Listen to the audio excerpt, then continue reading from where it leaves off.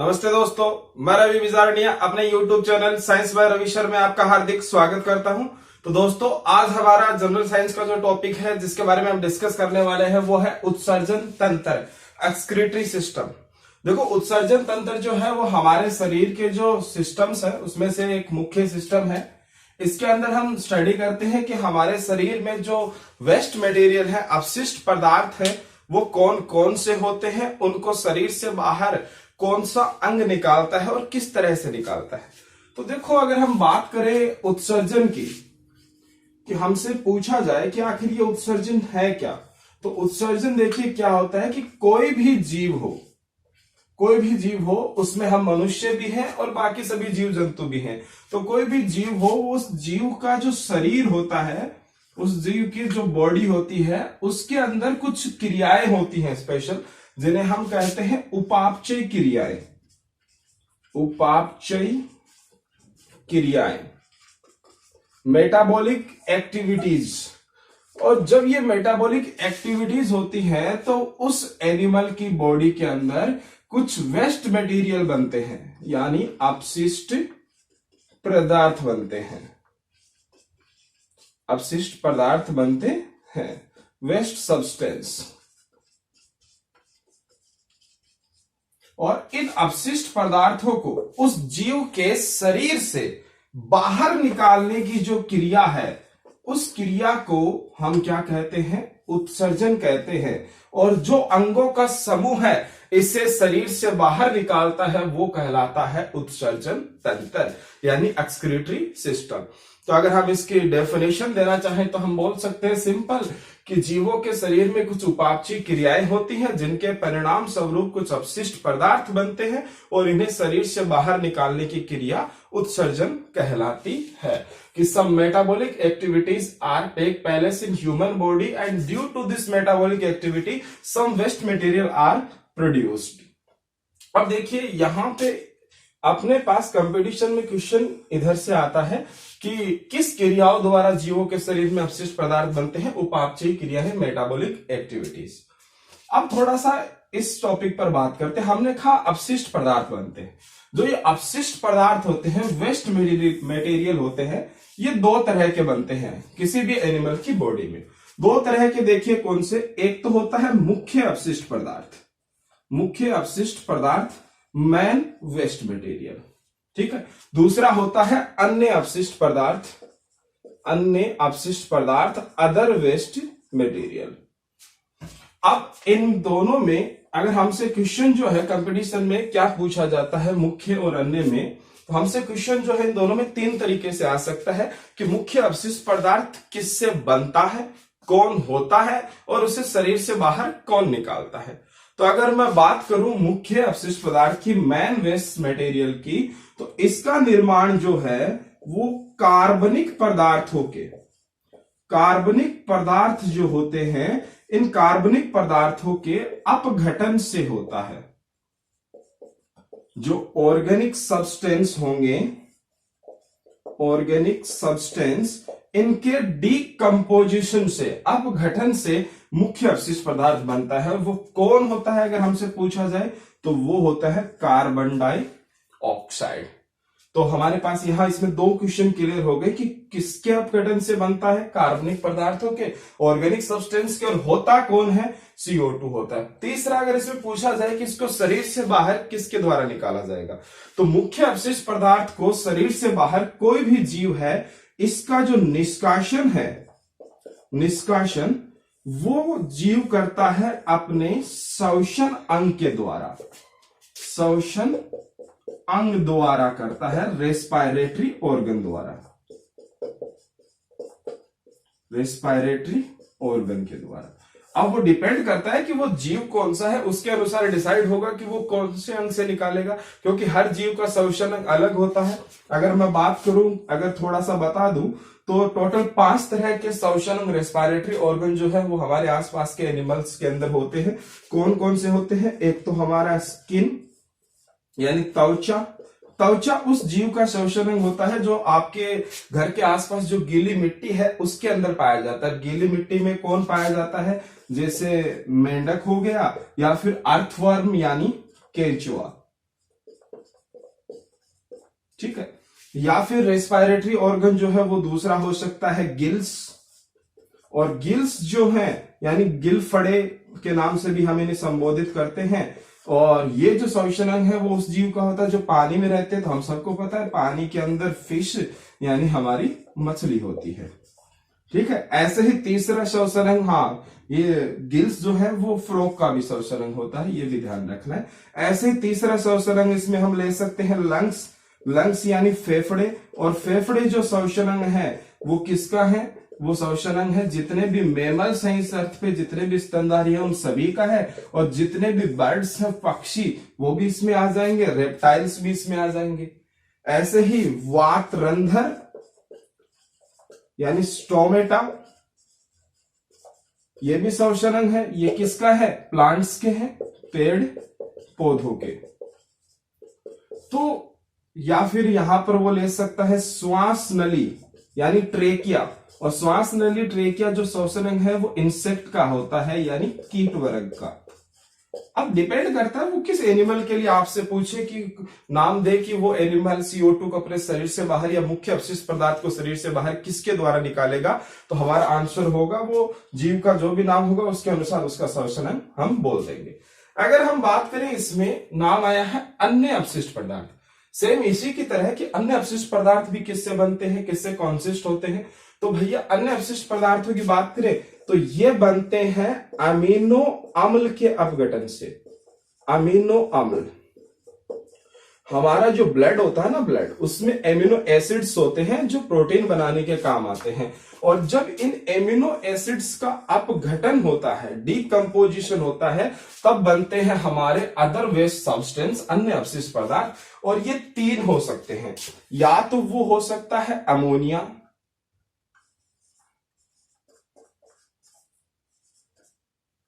NH3, या वो हो सकता है यूरिया, या वो हो सकता है यूरिक एसिड यानी यूरिक अम्ल। अगर इनमें से अगर मैं बात करूं, हमारे लिए अगर सवाल पूछा जाए, उससे पहले थोड़ा सा एक चीज देखिए, ये तीनों जो प्रोडक्ट है ये तीनों नाइट्रोजन के प्रोडक्ट है। तो इनके लिए ना अन्य अपशिष्ट पदार्थ की जगह कई बार ये भी नाम आ जाता है कि नाइट्रोजनी अपशिष्ट कौन से हैं। नाइट्रोजनी अपशिष्ट, नाइट्रोजन वेस्ट मटेरियल कौन से हैं? तो तीन है, ammonia, urea and uric acid.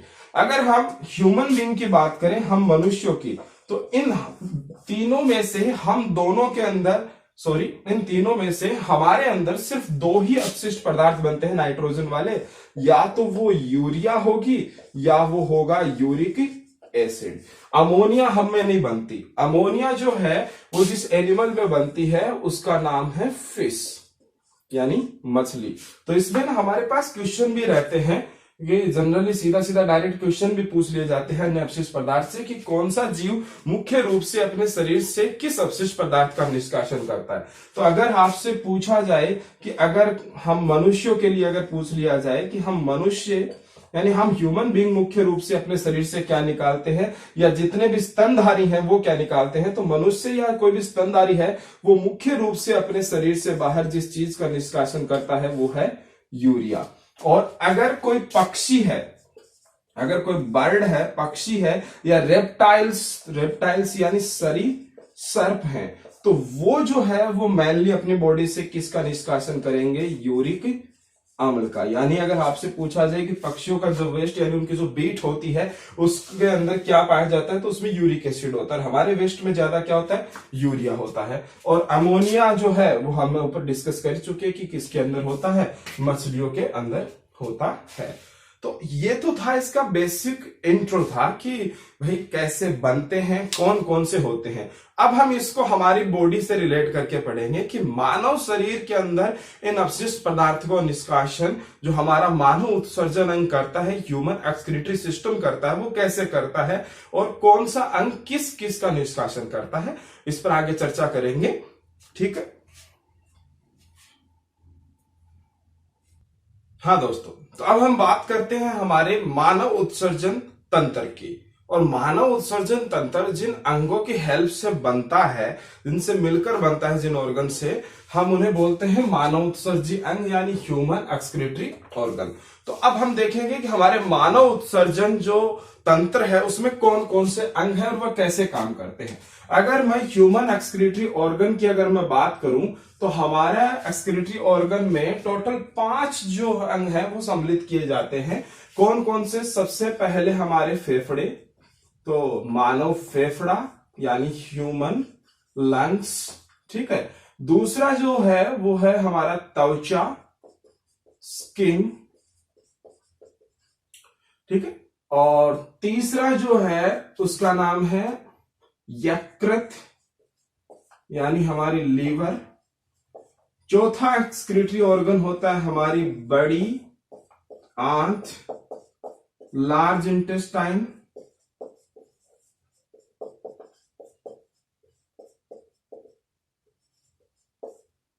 पांचवा है वृक्क यानी किडनी। तो ये टोटल कुल मिला के जो है ये 5 ऑर्गन जो हैं जो मिलकर के हमारा मानव उत्सर्जन तंत्र बनाते हैं, ह्यूमन एक्सक्रीटरी सिस्टम क्रिएट करते हैं। अब हम इन पांचों में एक एक को लेकर चर्चा करते हैं कि देखते हैं कौन सा अंग कैसे काम करता है। तो स्टार्टिंग अगर हम हमारे लंग्स से करें, फेफड़ों से करें, तो हम सबको पता है कि लंग्स जो है वो हम मनुष्यों का क्या है? श्वसन अंग है,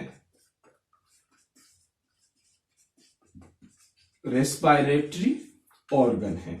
और अभी हमने थोड़ी देर पहले एक बात क्लियर की थी कि श्वसन अंग अगर किसी जीव का अगर कोई है तो उसके द्वारा वो एनिमल जो है या फिर वो जीव मुख्य अपशिष्ट पदार्थ, मेन वेस्ट सब्सटेंस को शरीर से बाहर निकालेगा। और वो कौन था? Carbon dioxide.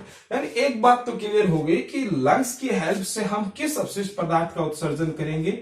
CO2 का उत्सर्जन करेंगे।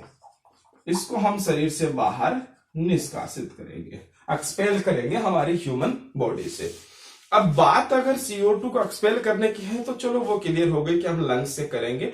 लेकिन अगर हमें लिमिटेशन पूछ ले कि हम कितने CO2 जो है हमारे ह्यूमन बॉडी से लंग्स के थ्रू जो है एक्सपेल कर सकते हैं, उत्सर्जित कर सकते हैं, तो हमारे लंग्स की कैपेबिलिटी होती है कि वो 16 to 18 लीटर कार्बन डाइऑक्साइड पर हावर यानी प्रति घंटा, ठीक है, हमारी बॉडी से निष्कासित कर सकते हैं। ये हमारे लंग्स की कैपेबिलिटी है। मैक्सिमम कैपेबिलिटी की बात करें कि इतनी कार्बन डाइऑक्साइड जो है हमारे लंग्स जो है वो शरीर से बाहर 1 घंटे में निकाल सकते हैं। अब ये तो इसका मोटा मोटी सबसे मेन काम हो गया उत्सर्जन के आधार पर। लेकिन अगर हम बात करें तो हमारे लंग्स कुछ अदर अपशिष्ट पदार्थ, कुछ और भी अपशिष्ट होता है जिसको हमारे लंग्स शरीर से बाहर निकालते हैं। और कौन सा अपशिष्ट पदार्थ होता है? तो देखिए जनरली हम हमारे खाने में कुछ चीजें खाते हैं, जैसे प्याज हो गया यानी ऑनियन, लहसुन, ठीक है, या फिर जो गरम मसाले हैं इनका सेवन करते हैं हम। तो जो ये ऑनियन या फिर जो गार्लिक वगैरह या फिर जो हमारे जो स्पाइसेस है जितने भी हो, तो हॉट स्पाइसेस जैसे आप काली मिर्च ले सकते हो, इसमें लाल मिर्च भी आ गई, तो वगैरह, यानी वो स्पाइसेस जिनको कंज्यूम करने पर हमें कह सकते हैं कि जलन महसूस हो काफी ज्यादा। तो ऐसे जो वस्तुएं जब हम सेवन करते हैं ये, तो इनके अंदर एक अपशिष्ट पदार्थ होता है जिसको हम बोला जाता है वाष्पशील घटक। ये वेस्ट मटेरियल होता है इनमें, वाष्पशील घटक, जिसको हम अंग्रेजी में बोलते हैं वेपरेबल पिगमेंट। तो ये जो वाष्पशील घटक होते हैं, तो जैसे क्या होता है कि हम इनको खाते हैं, हमारे लंग्स जो हैं जब हम इनको खाते हैं तो इनसे वो वाष्पशील घटक रिलीज होते हैं, वेपरेबल जो पिगमेंट है वो रिलीज होते हैं। तो जैसे ये रिलीज होते हैं, हम इन्हें निगलते हैं, तो हमारे लंग्स इन्हें आइडेंटिफाई कर लेते हैं और वो उन्हें प्रेशर के साथ यहीं से ही वापस बॉडी से बाहर निष्कासित करते हैं। अब यहीं से जब वो बाहर निकालने की कोशिश करते हैं तो हमारा जो ये एरिया है यहाँ वाला, यहाँ एक कॉमन जो है वो एक छेद होता है, कॉमन होल है, जो हमारे नाक, आंख और मुंह का होता है, जिसको हम ग्लोटिस बोलते हैं। और वहां एक ढक्कन लगा रहता है एपिग्लोटिस, जो हम खाना खाते हैं उस समय हमारे खाने को ऊपर श्वास नली में जाने से रोकता है या आंखों वाली नली में जाने से रोकता है। अब होता क्या है कि जब ये नीचे से लंग्स इसको एक्सपेल करते हैं, उसको बाहर की तरफ फेंकते हैं, तो उस समय वो जो हॉल है ग्लॉटिस वो खुला रहता है, और खुला रहता है तो ये जो वाष्पशील घटक है ये आपके नोज वाले पार्ट में भी जाते हैं, आंखों वाले में भी जाते हैं और मुंह वाले में भी जाते हैं। तो हमें पता है कि जब हम ऐसी चीजें खाते हैं तो उस समय हमारे नाक से भी थोड़ा पानी बहने लग जाता है, अगर बहुत ज्यादा स्पाइसीज है आंखों से भी आंसू आने लग जाते हैं, मुंह में लार का स्त्रावण बढ़ जाता है। तो वो इसी वजह से होता है कि उसमें जो अवशिष्ट पदार्थ होते हैं वाष्पशील घटक, उनका आपके फेफड़े उत्सर्जन करते हैं। तो एक और काम इनका याद रखना है कि वाष्पशील घटक यानी वेपरेबल जो पिगमेंट है उनको भी शरीर से बाहर निकालते हैं। इसके अलावा अगर हम बात करें हमारे अगले उत्सर्जी अंग की, तो हमारा अगला उत्सर्जी अंग जो है इसमें वो है त्वचा। तो चलिए अब आगे थोड़ा सा त्वचा पर बात करते हैं। हम बात करते हैं हमारे दूसरे उत्सर्जी अंग की, सेकंड एक्सक्रीटरी ऑर्गन जो है हमारी त्वचा, स्किन। देखो स्किन के बारे में बात करें तो एक तो यूनिवर्सल ट्रूथ है जो हम सबको पता होना चाहिए, skin is the largest organ of human body, कि हमारे मानव शरीर का क्या है, सबसे बड़ा अंग है। ठीक है, हमारे मानव शरीर का सबसे बड़ा अंग है। अगर मैं उत्सर्जन के आधार पर बात करूं तो त्वचा उत्सर्जन के आधार पर क्या काम करती है। वैसे त्वचा और भी कई सिस्टम में अपना योगदान देती है। हमारा कंकाल तंत्र यानी स्केलेटन सिस्टम भी डेवलप करती है। एक्सटर्नल स्केलेटन सिस्टम का मेन पार्ट होता है स्किन, भाई ये कंकाल तंत्र का मुख्य भाग होता है ये। लेकिन हम यहाँ उत्सर्जन की बात कर रहे हैं, तो उत्सर्जन में अगर मैं बात करूं तो हमारी त्वचा में ना दो तरह की ग्रंथियां पाई जाती हैं। मानव त्वचा में दो तरह की ग्रंथियां होती हैं। त्वचा में ग्रंथि, ग्लैंड इन ह्यूमन स्किन, तो दो तरह की जो ग्लैंड्स हैं वो हमारे त्वचा में होती हैं। देखिए कौन कौन सी होती हैं। एक तो होती है स्वेदु ग्रंथि,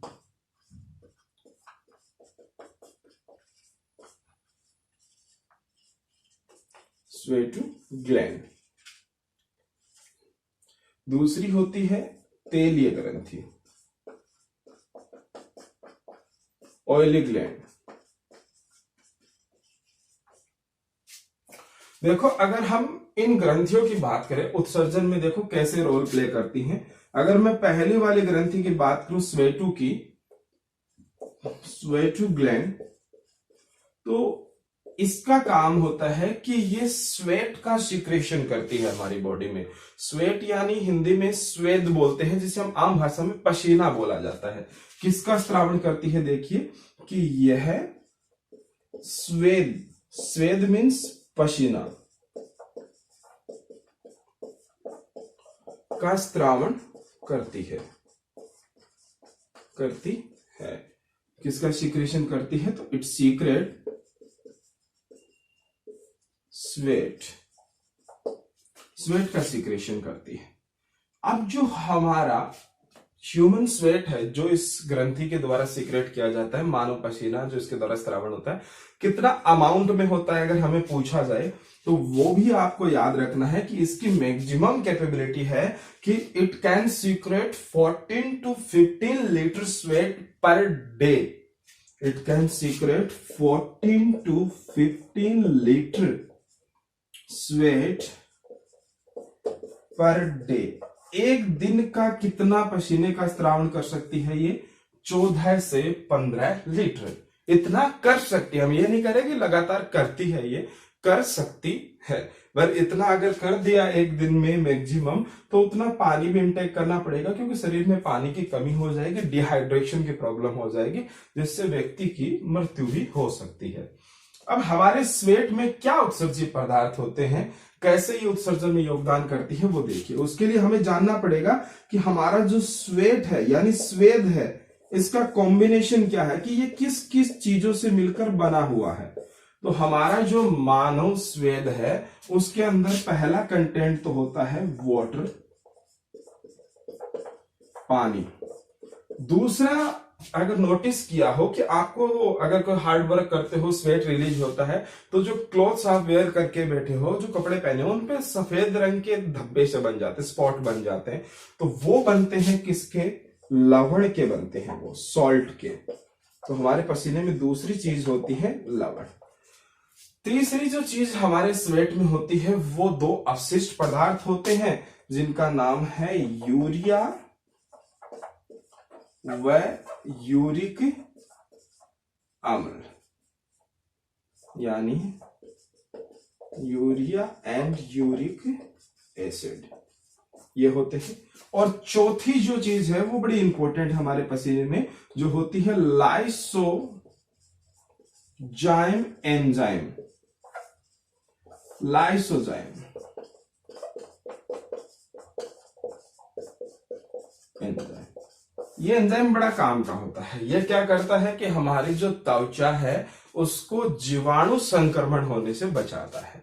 जीवाणु संक्रमण, बैक्टीरियल इन्फेक्शन से सुरक्षा करता है। इसका मैं काम लिखूं तो त्वचा की जीवाणु संक्रमण से सुरक्षा करता है, से सुरक्षा, protection of bacterial infection.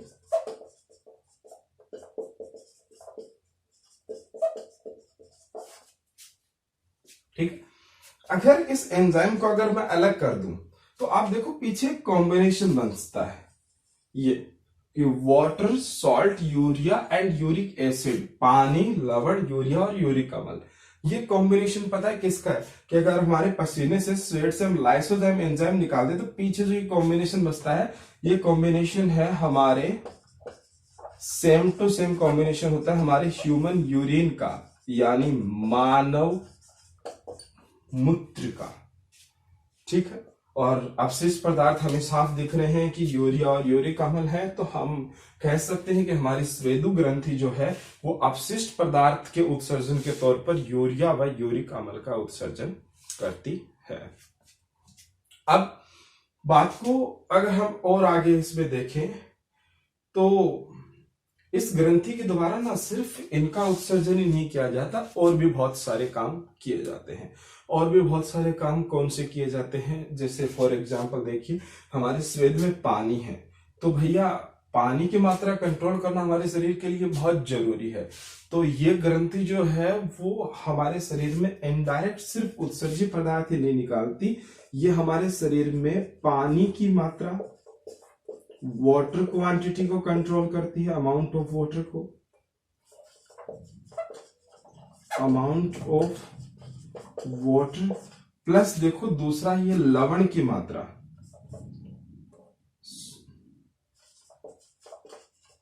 Amount of salt, लवण की मात्रा। इन दोनों ये जो क्वांटिटीज हैं, इनको ये ग्रंथि क्या करती है? कंट्रोल करती है, नियंत्रित करती है। डिसाइड करेगी कि कितना स्वेट निकलना है, यानी स्वेट जितना निकलेगा उसी अमाउंट में पानी का डिसीजन होगा। फिर देखो एक चीज और, अगर आपको गर्मी लगती है तो ऐसी कंडीशन में ये ग्रंथि क्या करती है? हमारी त्वचा से स्वेट रिलीज करती है। यानी इसका तीसरा काम हो जाएगा कि ये हमारा जो है बॉडी टेम्परेचर कंट्रोल का भी काम कर रही है। ठीक है। शरीर के तापमान का भी क्या करेगी? नियंत्रण। शरीर के तापमान का नियंत्रण, उसमें भी ये अपना योगदान देने वाली है। अगर हम बात करें किसकी, अगली हमारी ग्लैंड की, जिसका नाम है ऑयली ग्लैंड, तैलीय ग्रंथि। देखिए इसके बारे में कुछ ज्यादा नहीं आता कि इसके बारे में पूछा जाए कि किसका स्त्रावण करती है, तो ये सिब्बम का स्त्रावण करती है। मैं यहीं पर ऐड कर देता हूं, सिब्बम का स्त्रावण करती है। देखो सिब्बम क्या है? सिब्बम आपके फेस से एक्सट्रैक्ट होने वाला, आपकी स्किन जो है उससे एक्सट्रैक्ट होने वाला ऑयली पदार्थ होता है, तेलीय पदार्थ होता है, जो भी हमारे शरीर के लिए एक तरीके से वेस्ट मटेरियल का क्या है? काम करता है। तो ये जो काम है हमारे स्किन के द्वारा कंट्रोल किए जाते हैं। अब हम बात करेंगे इसमें हमारे अगले अवशिष्ट पदार्थों के बारे में, जिसमें हमारा यकृत है, हमारी बड़ी आंत और हमारी किडनी है। तो उनके बारे में बात करेंगे हम अगली क्लास में। तब तक के लिए जय हिंद, जय भारत। धन्यवाद।